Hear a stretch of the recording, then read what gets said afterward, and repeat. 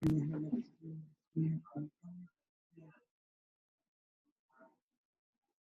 भाई, so you can see the screen over here. Yes, sir. The last thing that we discussed was regarding the errors now, when we started off with the systematic errors. See, उससे पहले हम लोगों ने instruments के ऊपर बात कर ली थी, some of the instruments that we use to measure difference over here. So to start off with the errors, we discussed the systematic error and we said that ये वो error है जो उस वक्त introduce होता है when you either have a faulty instrument or you have a faulty method. मतलब जब system को fault हो, see, you're doing everything at your best, see, but your instrument is faulty, your equation is faulty, see, your method is wrong. अगर इस तरह की कोई problem आती है तो उस किस्म में जो error आपके सामने आता है systematic error सामने आ रहा है। और इसकी हमने एग्जाम्पल्स वगैरह में भी देखा था कि भाई अगर मिसाल के तौर पे हमने रूल जो है वो उल्टा प्लेस कर दिया, सही है, जैसे हम कोन की हाइट मेजर कर रहे थे तो हमें अंदाजा हुआ था कि भाई this thing would result in a systematic error, we will have definitely a fault over. और जो चीज अगर 70 सेंटीमीटर की थी उसको हम 30 सेंटीमीटर जो है वो रीड कर बैठेंगे। अब यहाँ पे हमने बात की थी कि सिस्टमैटिक एरर को रिमूव करने का एक ही रास्ता होता है, you need to figure out the error. आपको पता करना पड़ेगा कि भाई ये जो फॉल्ट है किस चीज का फॉल्ट है, and then you have to eliminate it. See, random errors हमारे पास एक दूसरी टाइप है। random errors के अंदर हम बात करते हैं कि हमारे पास ऐसे errors इंट्रोड्यूस हो रीडिंग्स के अंदर जो हमारे environmental condition या random fluctuations की वजह से हो, जिनको खत्म करना किसी भी तरीके से पॉसिबल नहीं होता, आप उसको रिड्यूस कर सकते हैं।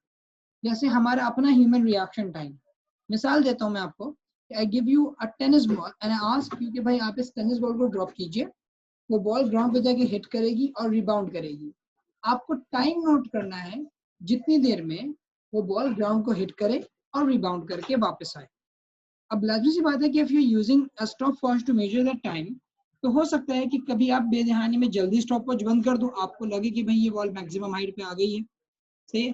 कभी हो सकता है कि आप स्टॉप वॉच देर से बंद करें, आपको लगे भाई अभी भी शायद ये और ऊपर जाएगा, और जैसी बॉल नीचे जाना शुरू आप स्टॉप वॉच बंद करें। तो ये जो हमारा ह्यूमन रिएक्शन है, ये ह्यूमन रिएक्शन एरर जो है, ह्यूमन रिएक्शन टाइम जो है, ये अक्सर रैंडम एरर्स इंट्रोड्यूस करा देता है। इसी तरह से हम कोई एक्सपेरिमेंट परफॉर्म कर रहे हैं, मिसाल के तौर पे हीटिंग करने का, सही, थर्मोमीटर हमने प्लेस किया हुआ है और किसी वजह से सराउंडिंग में हमारे पास जो है वो विंडो ओपन हुई हुई है जहाँ से कंटिन्यूसली विंड ब्लो कर रही है। तो जो रीडिंग है आपके पास उसमें क्या इशू होगा कि अभी आपके विंड की वजह से टेम्परेचर जो है फ्लक्चुएट करना शुरू हो जाएंगे, the temperature will start to fluctuate, और वो फ्लक्चुएशन जो आ रही होगी टेम्परेचर में, या अगर कमी आ रही है टेम्परेचर के अंदर, वो एक रैंडम एरर होगा। तो रैंडम एरर्स को अगर हम डिफाइन करें यहाँ पे, we say that is the error introduced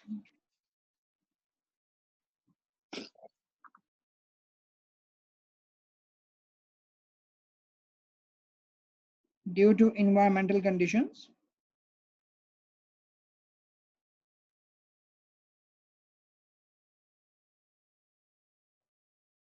or human reaction time। सही, इस वजह से आने वाला जो एरर है वो हमारे पास रैंडम एरर आ जाता है। And we will remove it। सही, इसको रिमूव करने का तरीका क्या होता है भाई, कि you repeat your experiment several times, कभी आप ज्यादा वैल्यू नोट करेंगे, कभी आप कम वैल्यू नोट करेंगे, और उसके बाद जो आप उसका एवरेज ले लेंगे। तो रिपीट और एवरेज करने का तरीका जो है वो एक रैंडम एरर को रिमूव करने के लिए होता है, क्योंकि फ्लक्चुएशंस तो आ रही है ना, कभी आप एक बड़ी वैल्यू नोट कर रहे हो, कभी आप एक छोटी वैल्यू नोट कर रहे हो, सही। तो आप क्या करते हैं, आप 4-5 मरतबा रीडिंग्स परफॉर्म करते हैं और आपकी जो फ्लक्चुएटिंग वैल्यूज होती हैं उनका आप एवरेज ले लेते हैं। ऑन एवरेज हम ये चीज कैलकुलेट कर पा रहे हैं। तो इसको रिमूव करने का तरीका भी लिख देते हैं भाई, take multiple readings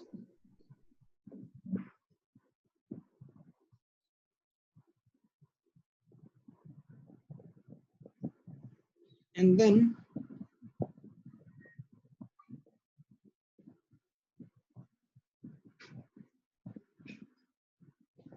determine the average। सही, हम मल्टीपल रीडिंग्स निकालिए और उसके बाद उनका जो है वो आप एवरेज ले लीजिए। ये हमारे पास रैंडम एरर को रिमूव करने का तरीका होता है। एग्जाम्पल हम यहाँ पे देख सकते हैं कि भाई you were given a task, okay, this was the surface and you were supposed to drop a ball from here. The ball will fall all the way down, hit and then rebound. See, and you were supposed to determine the time for that. कितनी देर लगी? तो अगर हमने मिसाल के तौर पे experiment perform किया, स्टॉप वॉच से हमें एक दफ़ा टाइम पता चला, फॉर एग्जांपल 2.3 सेकेंड्स से एक दफ़ा आया हमारे पास 2.1 सेकेंड, एक दफ़ा आया 2.2 सेकेंड्स, 2.0 सेकेंड्स, 2.3 सेकेंड, तो 4-5 मरतबा हमने एक्सपेरिमेंट परफॉर्म कर लिया और इस एक्सपेरिमेंट को परफॉर्म करने के बाद हमारे पास जो वैल्यूज आई हैं, अब हम इनका एवरेज ले लें।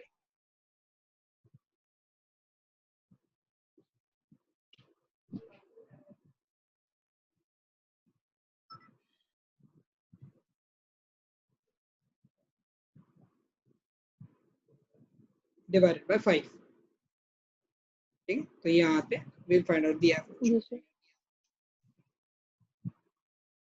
मुझे बता सकते हैं क्या एवरेज आ रहा है इस पर? Sir, 10.8 divided by 5, that would be 2 point something. 2 point? So 0.16. 0 point तो नहीं हो सकता, Just a second. उल्टा कर दिया होगा। Same error, human error, I'm sorry. 2.16. 2.16, ठीक है।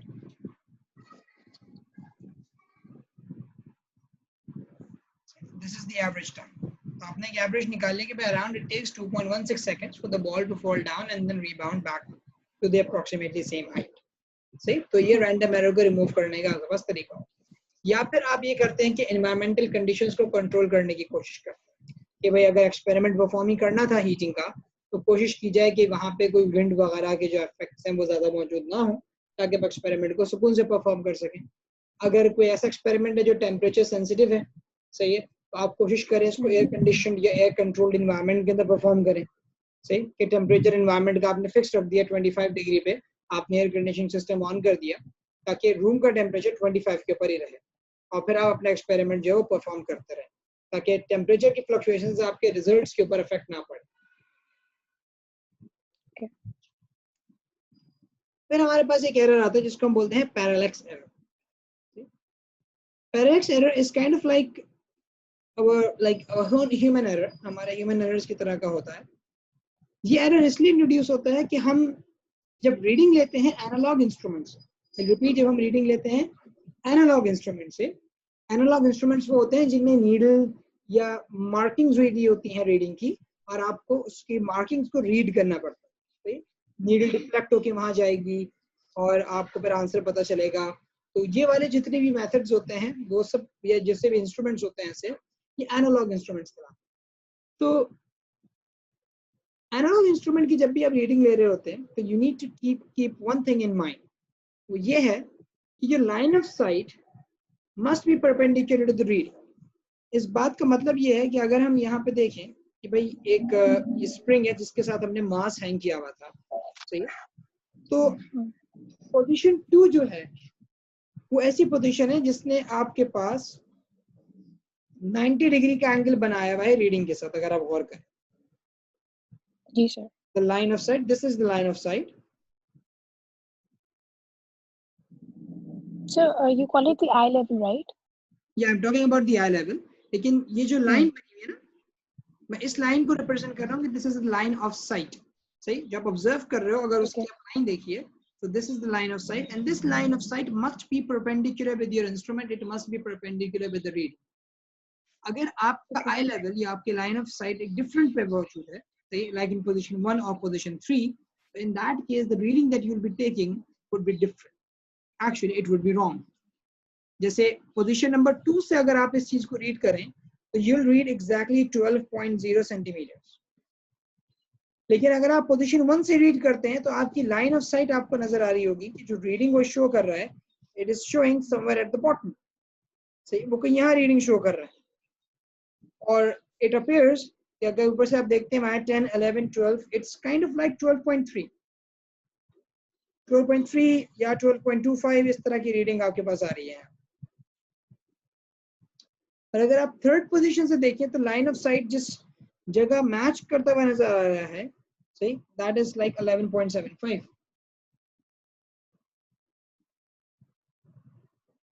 तो actual reading was 12, but if you had a different position for the eye, you're reading wrong. तो इस चीज को अवॉइड करने के लिए हम कहते हैं, इस तरह के एरर को हम बोलते हैं कि ये पैरालेक्स एरर। सही, you should avoid that so that you have the right reading. इसका बहुत कॉमन ऑब्जर्वेशन हम करते हैं जब हम घर में किसी वॉल क्लॉक का देखते हैं। अगर हमारे पास डिजिटल बोलना सॉरी एनालॉग वॉल क्लॉक लगी हुई है और मैं साइड से बैठा हुआ हूँ और मैं साइड से वॉल क्लॉक को देख रहा हूँ, तो मुझे टाइम थोड़ा डिफरेंट नजर आएगा। हो सकता है अगर मिसाल के तौर पे 12:35 हो रहे हो, मैं जब साइड से देख रहा हूँ मुझे हो सकता है वो 12:37 देख रहा हूँ। जब मैं फ्रंट से आगे देखूंगा तो मुझे अंदाजा होगा कि हाँ ठीक है, मेरे पास जो टाइम है वो बिल्कुल करेक्ट है, कि भाई 12:35 हो रहा है, 12:37 नहीं है। तो इस तरह के एरर को आप पैरेलैक्स एरर बोल रहे होते हैं। तो यहाँ पे हम लिखते हैं कि भाई error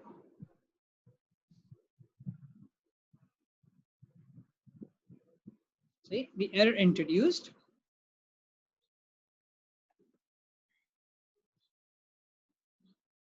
due to the wrong positioning of eye.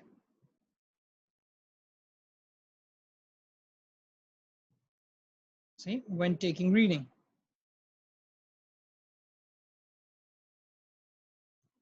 See, we can say that the line of sight must be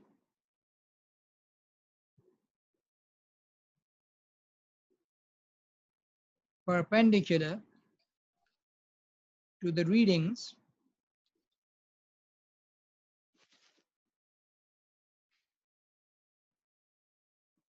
to avoid parallax error. See, line of sight must be perpendicular to the reading to avoid parallax error. अच्छा, अब ये बात तो हम लिख देते हैं, ये बड़ा कॉमन सी स्टेटमेंट है कि भाई the line of sight must be perpendicular to the reading, लेकिन इस जुमले से अक्सर जो है कंप्लीट मार्क अवार्ड नहीं हो पाता। उसकी मैं वजह बताता हूँ क्यों। मैंने ये तो लिख दिया कि भाई my line of sight must be perpendicular to the reading. Sometimes examiner wishes to know कि how are you going to achieve this. मतलब मैं एक स्टूडेंट जो है वो एक्सपेरिमेंट परफॉर्म कर रहा है, मैंने देखा कि भाई ये पैरेलैक्स एरर आ जाएगा इसकी रीडिंग में। मैंने उसको बोला स्टूडेंट को जाके कि भाई you must have your line of sight perpendicular to the reading, bring your line of sight perpendicular to the reading. अब वो स्टूडेंट जो है वो मुझे देखेगा, मैंने कहा ठीक है sir, I will do that, but can you tell me how am I going to do that. मैं क्या ऐसा करूं कि मेरी लाइन ऑफ साइट परपेंडिकुलर हो जाए रीडिंग के साथ। अब उसको मैं दो ऑप्शंस दूंगा कि ईदर लोअर योरसेल्फ, सही है, थोड़ा बैठो ताकि आपकी लाइन ऑफ साइट जो है वो रीडिंग के परपेंडिकुलर आ जाए, आपकी रीडिंग्स आपके आई लेवल पे आ जाए, या फिर मैं ऐसा बोलूंगा कि if possible raise your apparatus, अपने एपरेटस उठा लो, सही है, लेकिन कोशिश करो कि आपकी जो रीडिंग्स हैं वो आपके आई लेवल पे होनी चाहिए। और उसको अचीव करने के यही दो रास्ते हैं, इधर यू सिट डाउन, सही है, और you lift up the apparatus, और वाइस वर्सा। अगर सिस्टम ऊपर था तो फिर सिस्टम को नीचे कर लो, या खुद थोड़े से ऊपर हो जाओ, स्टूल के ऊपर खड़े हो जाओ, कुछ भी ऐसा करो, लेकिन आई लेवल मैच करने की कोशिश।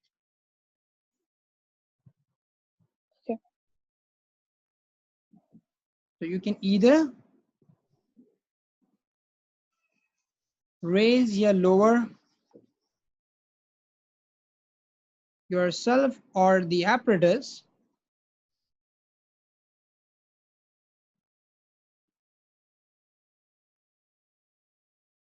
so that the readings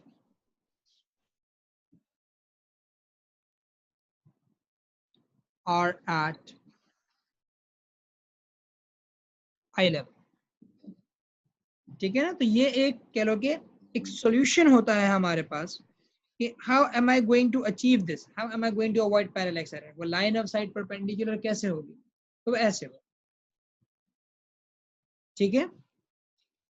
Okay. चलो, यहाँ तक कोई इशू इन एरर्स के अंदर, कोई बात कोई ना समझ में आई हो चीज? नहीं sir, it's clear. Thank you. अब हम वर्क करेंगे यूनिट कन्वर्जन्स के ऊपर। यूनिट कन्वर्जन्स में आपने देखा होगा अक्सर हमारे पास जो क्वांटिटीज होती हैं, कोई किलोमीटर्स में है, जैसे कि लेंथ है, it can be in kilometres, it can be metres, can be millimetres, picometres, femtometres, सही। और sometimes we need to convert them from one set of prefix to the other, सही। कि अगर लेंथ हमने मीटर्स में निकाली, calculation solve किया, answer आया, the length turned out to be in meters, and it appeared कि भाई मीटर्स में तो ये आंसर आ गया, लेकिन it's a very huge value. For example, I was measuring the distance from the sun to the earth, or I was measuring the distance from one country to the next, and it turned out to be in meters. So I won't prefer writing my answer in meters. ये बहुत बड़ी value है. I'll prefer some other unit, a larger unit. I'll prefer कि मैं इस answer को kilometres में दे दूँ, गीगामीटर्स में दे दूँ। See? तो हमारे पास orders और prefixes होते हैं जिसके थ्रू हम अपनी बड़ी values को small और छोटी values को थोड़ा बड़ा करके represent कर सकते हैं। मैग्नीट्यूड इंक्रीज डिक्रीज नहीं करेंगे, बस रिप्रेजेंटेशन करने का उनका हमारे पास है मुख्तलिफ तरीके। कि जैसे अगर मैं मिसाल के तौर पे ग्रेन ऑफ सैंड को मेजर करना चाहूँ, उसका मास निकालने बैठूं मैं, सही है, मतलब हो गया एक्सपेरिमेंट आ रहा है, you need to measure the mass of a grain of sand, तो I won't be representing the mass of grain of sand in kilograms, कि वो इतना छोटा है पार्टिकल, उसका मास किलोग्राम से रिप्रेजेंट करना इंतहाई फजूल है। It will be like 0.000000 चलते चलते जाकर उसके बाद जाके kilograms में आ रहा हूँ. That will be false. I prefer micrograms, nanograms, picograms. मैं उसमें mention करूँगा because I know that the value is really small. मतलब बजाय ये लिखने के 0.0000000096 सही है kilograms, I might prefer writing 96 picograms जैसे for example. नंबर तो सिग्निफिकेंट है ना, एक पता तो चल रहा है कि अच्छा ठीक है भाई ये इसकी अहमियत है, 96 की वैल्यू है, आगे जो प्रीफिक्स लगा है वो बता रहा है कि ये कितना छोटा है। So this is the thing how we actually work along in this. अब इसकी कन्वर्जन का क्राइटेरिया क्या होता है ये हम जरूर देखेंगे। हमारे पास यहाँ पे सामने एक टेबल है, इसमें मैंने प्रीफिक्सेस लिखे हुए हैं, सही है, और इन प्रीफिक्सेस का जो ऑर्डर है वो लार्ज टू स्मॉल है, कि भाई स्टार्टिंग में बड़े प्रीफिक्सेस हैं जो बहुत लार्ज क्वांटिटीज को रिप्रेजेंट करने के लिए यूज होते हैं, और नीचे जो आप आते जितने चले जाएंगे वो प्रीफिक्सेस आते चले जाएंगे जो छोटी क्वांटिटीज को रिप्रेजेंट करने के लिए यूज होते हैं। So the top ones are used for large quantities,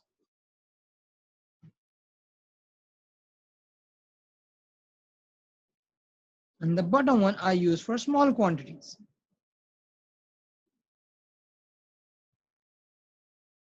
और ये इनका ऑर्डर चलता है। हमें क्या जरूरत है, हमें ये जरूरत है कि we need to keep the exponents of, all right, can you hear me Namra?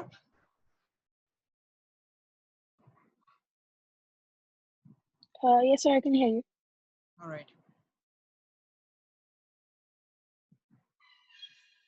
Zoom का issue था, the net's working fine, it's working at 20 Mbps right now at the moment. Then my net bailed on me.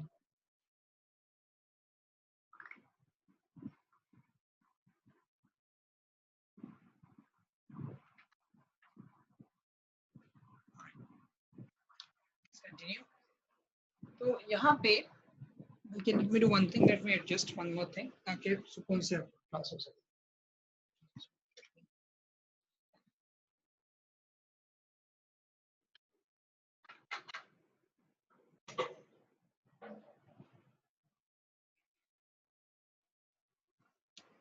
ठीक है, सो यहाँ पे जो situation है, हम इस टेबल को जरा यूज करेंगे अपनी कन्वर्जन्स करने के लिए। कुछ रूल्स हैं, उन रूल्स के थ्रू हमारी वर्किंग हो रही होगी और हम इन प्रीफिक्सेस को एक फॉर्म से दूसरे फॉर्म में यूज कर रहे हो। We need to keep this table in mind, ये टेबल हमें याद रखना जरूरी है। See it's not that difficult, it takes a bit of practice. जब आप ज्यादातर क्वेश्चन सॉल्व करते हैं तो व्हाट हैपेंस कि आप at the end of the day आपके जहन में ये प्रीफिक्सेस बहुत एम्बेड हो जाते हैं। See the giga is 10 power +9, mega is 10 power plus 6, kilo is 10 power plus 3. It's like 1000. Kilo जो 1000 की replacement होती है. Deci 10 power minus 1, centi 10 power minus 2, milli 10 power minus 3, micro is 10 power minus 6, and nano is 10 power minus 9. The easiest of them all to remember is actually nano, क्योंकि it rhymes with 9 ना, तो वो सबसे आसान होता है जहन में रखना. अच्छा, अब हम कुछ रूल्स के ऊपर बात करेंगे कि किस तरीके से हम प्रीफिक्स इंसर्ट करते हैं या प्रीफिक्स रिमूव करते हैं. देखिए, जब से मैंने यहाँ पे हमारे पास जो मैंने बॉक्सेस बनाए हुए हैं उसमें आपने देखा होगा कि I am asking someone to convert from metres to kilometres, gram to megagrams, seconds to microseconds and newtons to millinewtons. ये जितने क्वेश्चंस हैं they are basically for the insertion of a prefix. If I want to insert a prefix over there, unit के साथ मैं prefix लगाना चाह रहा हूँ. मीटर है, प्रीफिक्स नहीं लिखा हुआ उसके साथ, मैं उसके साथ किलो लगाना चाह रहा हूँ, need to insert a prefix. तो मैं क्या करूँ? मैं मेगा लगाना चाह रहा हूँ तो क्या करूँ? माइक्रो लगाना चाह रहा हूँ या मिली लगाना चाह रहा हूँ? What's gonna be the rule? और prefix, the name suggest, prefix है वो पहले एडजस्ट होता है, तो वो यूनिट से हमेशा पहले लगा हुआ होगा. ठीक, शुरू में अक्सर बच्चे कभी वो गड़बड़ करते हैं. ये है आपके प्रीफिक्सेस जो यूनिट से पहले लगाए गए. तो the rule over here is that if a prefix is to be inserted with a unit. If you want to insert a prefix with the unit, divide the quantity with the exponent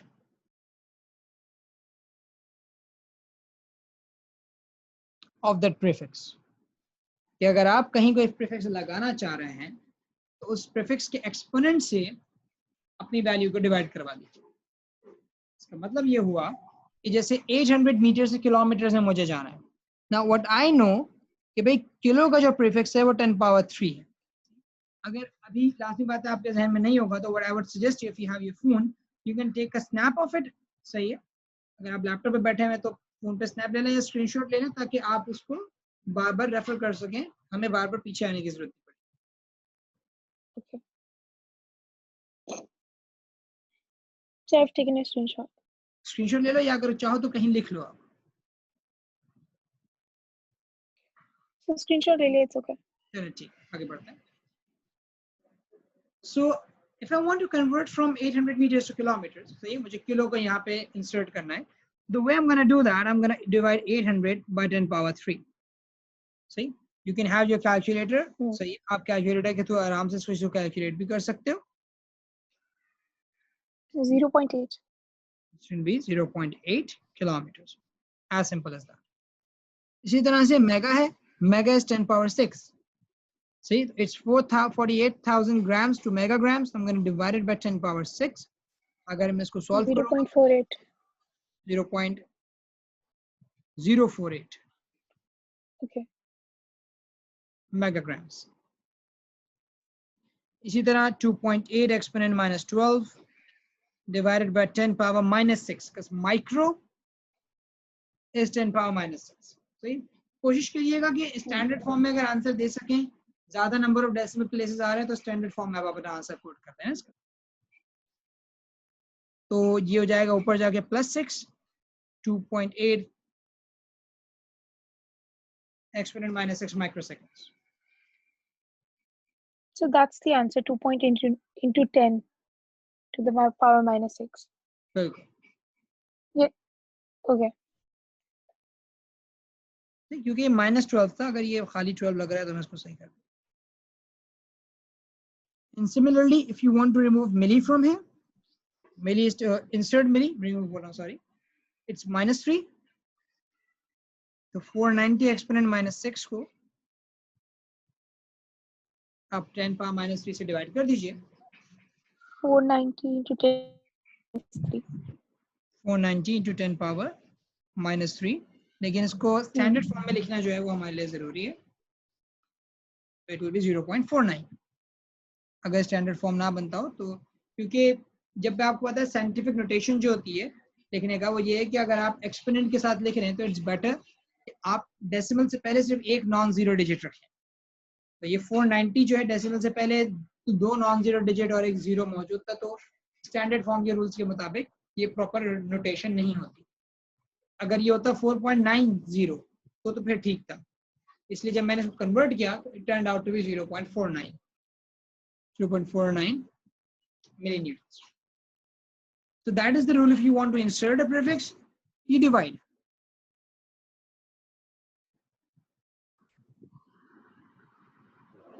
Zoom is for coffee sugar. I don't know what happens. It's okay, sir. So sir, like value of 5 से बड़ा था 490. That's why इसको Value of 0.49 के नहीं, असल में 0.49 इसलिए convert किया हमने कि एक्सपोनेंट की फॉर्म में जब भी लिखा जाता है ना, मतलब whenever you write it in exponents, तो एक्सपोनेंट्स के लिए रूल ये होता है कि हम जब भी नंबर लिखें वो ऐसा होना चाहिए जैसे a point b c exponent n whatever, decimal से पहले एक नॉन जीरो डिजिट होना चाहिए। 490 जो लिखा था ना, वो था 490 के आगे था डेसिमल एक्सपोनेंट -3 में, तो डेसिमल यहाँ नहीं होना चाहिए, डेसिमल इधर होना चाहिए अगर आप एक्सपोनेंट की फॉर्म में लिख रहे हैं। सही, अगर एक्सपोनेंट की फॉर्म में लिखना ही अगर आपके लिए जरूरी है तो डेसिमल ऐसा होना चाहिए 4.90। लेकिन जब मैंने कैलकुलेटर पे इसको सॉल्व किया तो मैंने देखा कि ये तो डायरेक्टली मतलब 0.49 बन रहा है, मुझे एक्सपोनेंट में लिखने की जरूरत नहीं। एक्सपोनेंट में लिखने की जरूरत हमें उस वक्त फील होती है जब हमारे पास जीरोस बहुत ज्यादा हो जाए, जैसे 0.0000049 होता। अगर मैं प्रेफर करता कि मैं एक्सपोनेंट में चला जाऊं, that you have a large number of zeros over here ना, या इस तरह से 49,000,000 होता, तब भी मैं प्रेफर करता कि मैं एक्सपोनेंट यानी स्टैंडर्ड फॉर्म के अंदर रिप्रेजेंट करूं। तो इस वक्त जब मैंने कन्वर्ट करने की कोशिश की तो मैंने देखा तो 0.49 हो ही रहा है, ज्यादा नंबर ऑफ जीरोस नहीं आ रहे, इसलिए मैंने डायरेक्टली 0.49 मिलीमीटर लिख दिया।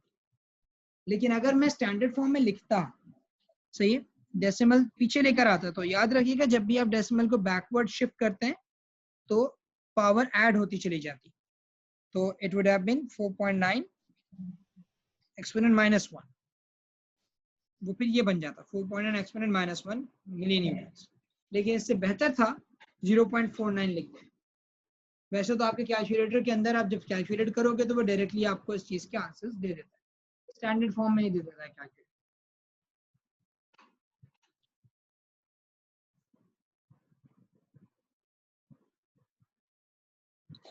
sir, one last question. ये जो सर आपने ऊपर like as an example 49 फिर उसके बाद 1 2 3 4 5 6 zeros लिखे, तो sir if I were to write this answer I would write 4.9 into 10 to the power 7, right? अगर आप 49 वाले इसको देखेंगे तो बिल्कुल you'll write 4.9 एक्सपोनेंट +7। और अगर हम इसकी वाली एग्जांपल को देखें कि अगर मुझे डेसिमल आगे लेके जाना पड़ रहा है तो मैंने 1 2 3 4 5 जंप्स करवाए हैं आगे की तरफ, तो जब डेसिमल आगे की तरफ लेके जाया जाता है तो पावर सब्ट्रैक्ट होती चली जाती है, तो फिर मैं इसको -5 लिखता। डेसिमल से आगे की तरफ जितना मैं जाऊंगा जीरो के बाद, तो उसका मतलब ये है कि पावर मेरी नेगेटिव होती चली। Any query up till now? No, sir. It's clear. Thank you. Second rule भी देख लेते हैं हम। हमारा सेकंड रूल यहाँ पे ये है कि if we want to remove a prefix which is already there, जैसे यहाँ पे देखें we already have micro, already have mega, already have nano, already have milli, and we want to remove it, simple prefix में लिखना चाह रहे हैं उसको। तो if a prefix is to be removed, say, from the unit,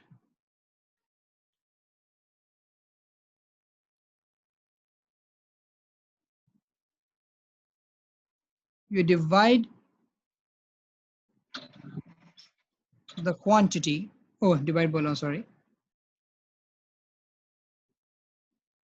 you multiply the quantity by the exponent of that prefix.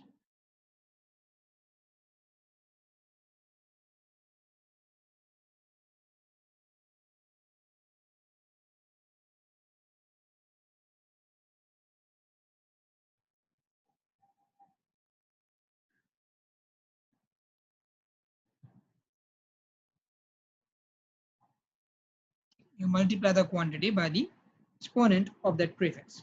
अब जैसे यहाँ पे student micro is 10 power minus 6 and I want to remove micro from here. 6700 microseconds to seconds मुझे convert करना है. तो 6700 में मैं micro के prefix से multiply कर रहा हूँ. Exponent minus 6 से multiply करवा. From here I'll get my answer. It's going to be 6700 exponent minus 6. General answer तो 0.0067 बन रहा है, लेकिन अगर मैं इसको साइंटिफिक नोटेशन की फॉर्म में लिखूंगा तो do 1 2 3 it will be 6.7 exponent minus 3 seconds. Decimal को मैं आगे लेकर आया, मेरी पावर नेगेटिव हुई. ठीक है.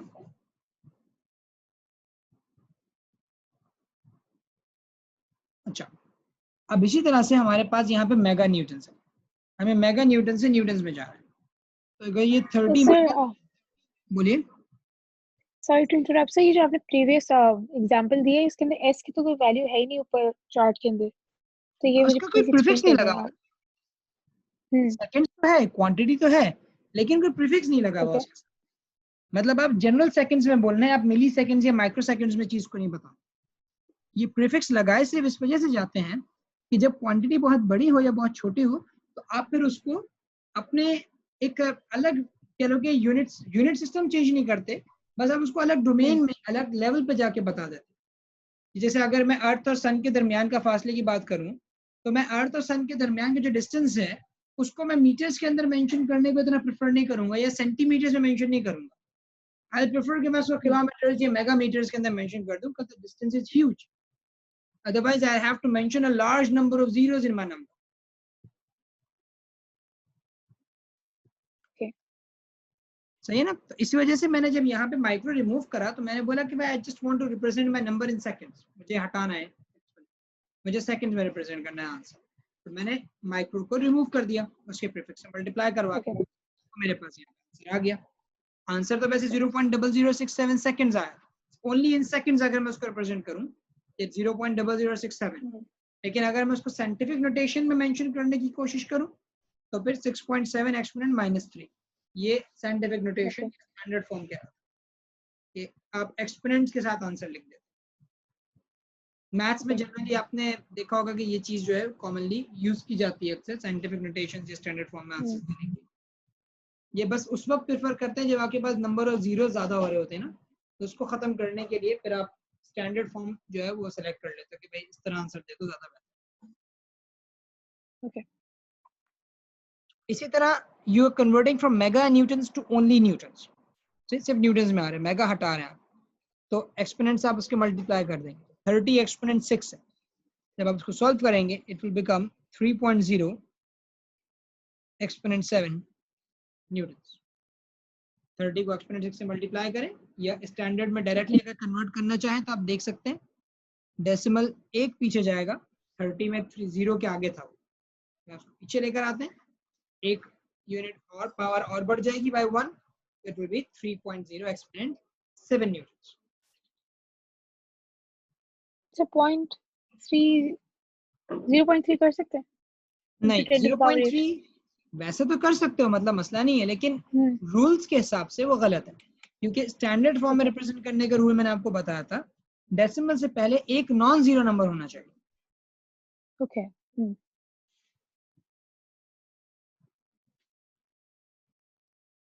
अच्छा, इसी तरह से हमारा थर्ड और फोर्थ है. ये नैनो है आपके पास 10 पावर माइनस 9. तो इसको रिमूव करो, मुझे बताओ क्या बनना चाहिए.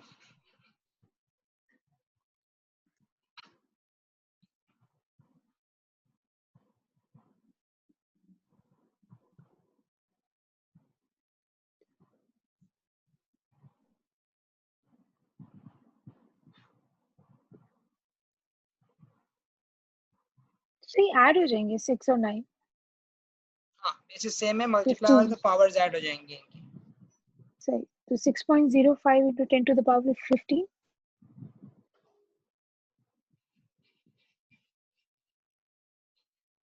ठीक,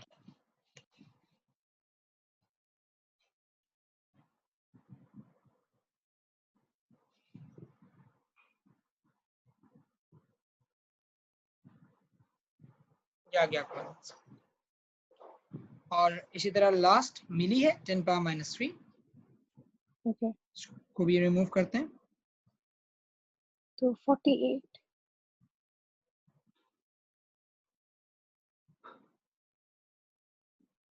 48 से 48.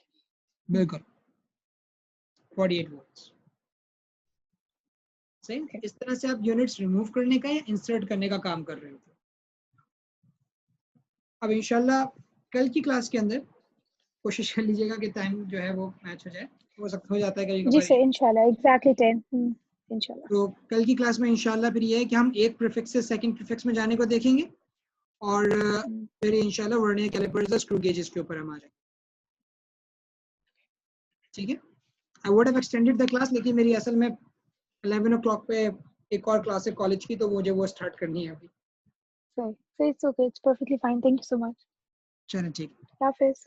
अल्लाह हाफिज़।